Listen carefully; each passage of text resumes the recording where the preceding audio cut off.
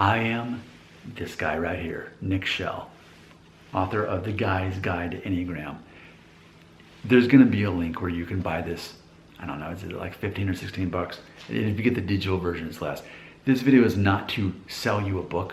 This video is to help you understand Enneagram 9 a little bit better. Specifically, I'd even say 9 wing 8, which is what I am. But specifically, it took writing a book for me to know all this information that I know. And that's kind of what this is about. Something I have observed about 9s is that we have a natural gift of speed running. Now, recently, I watched a documentary that I loved on Amazon called Running with Speed. And it was like 2 hours and 20 minutes. My wife kept making fun of me. She's like, this is the nerdiest thing you could possibly watch. And the whole time I'm like, I love this. Because something I do, when I'm watching YouTube videos is I like to watch speedrunning videos. And for years, I've been doing that.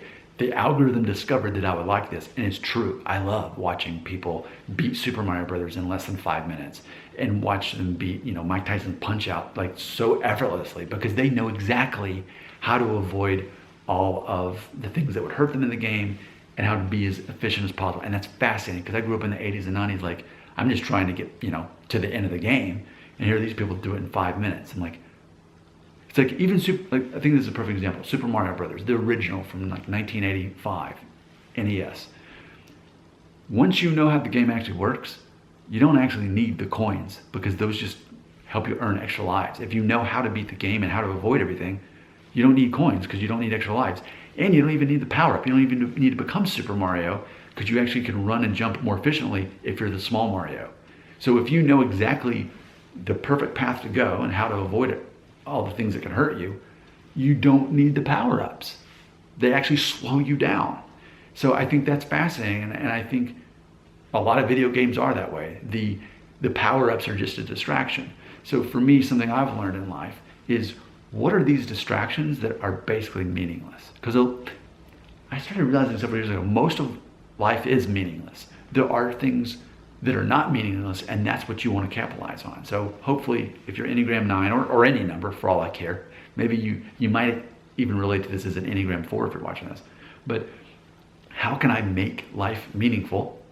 How can I find beauty in life? Well, one of the ways you do is you avoid the things that are meaningless and pointless and that don't have beauty. Okay, so I'll give you a couple examples. And if you're Enneagram 9, you're going to relate to this immediately. Okay, politics. In the end, whoever you vote for, it may or may not even have an effect on that person winning. And even if the other person wins, I'm 43 and a half, I can tell you, my life has never been affected directly by anyone who was ever elected in office. And I know that. I know to not look at one side and say, oh, they're the hero. This other side, they're idiots. They're stupid. They're dumb. They're the problem. And that way of thinking is not helpful. But I don't have any of that in my brain. It's like, we'll see what happens. I'll vote. And there we go. Same thing with sports events. Whoever wins the Super Bowl, great. If your favorite team wins, great. If not, there's no emotional change in me whatsoever. Also, as I've gotten older, I've learned that do you need to care what people think about you? To a certain degree you do, but you don't need people to like you. And that's a difference. So like this whole concept of trying to getting people to like me and me trying to make other people happy, waste of time. Because only the individual can be happy and they have to determine what makes them happy.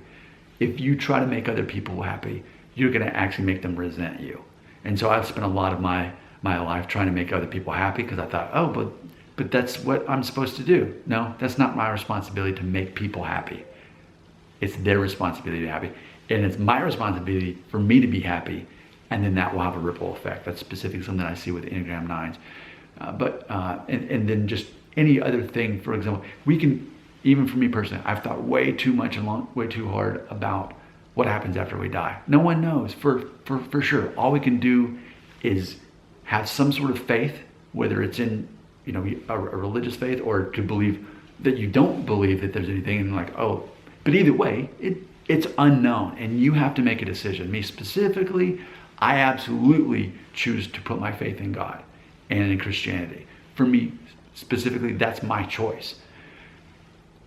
But beyond that, there is a way that you can overthink things. Whatever you think happens after we die, whatever you think awaits us, ultimately, there's a way to overthink that too. And I've been there. And if you're Enneagram 9, maybe you have, because Enneagram 9s are specifically focused on the meaning of life. That's like one of our special powers. So for me, I can overthink it at times. But even for me, I've had to come to a point where, like, well, this is what I believe.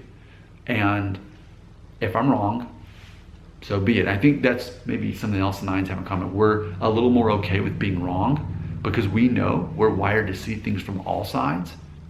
So what is right? And really, can we really know what is right? Really? There's always a whole spectrum. There's not just both sides of it. There's a spectrum of truth. And we have to figure out where we are on that spectrum. But ultimately, there's so many people caught up on one side of any kind of spectrum like that, and it really slows them down. So I think there's a certain piece that comes from an Enneagram 9 that you can recognize. I can't have all the answers and I can't know everything. I'm going to make informed decisions, and then I'm not going to keep thinking about it. But a lot of people carry this weight of politics and worrying about things that they can't control. And so I think 9s more easily think, well, if I sort of move back a little bit and don't get so caught up in choosing this side or this side, then actually that's a lot less to worry about. And I feel like that's kind of what the concept is of speed running through life. What are your thoughts right here?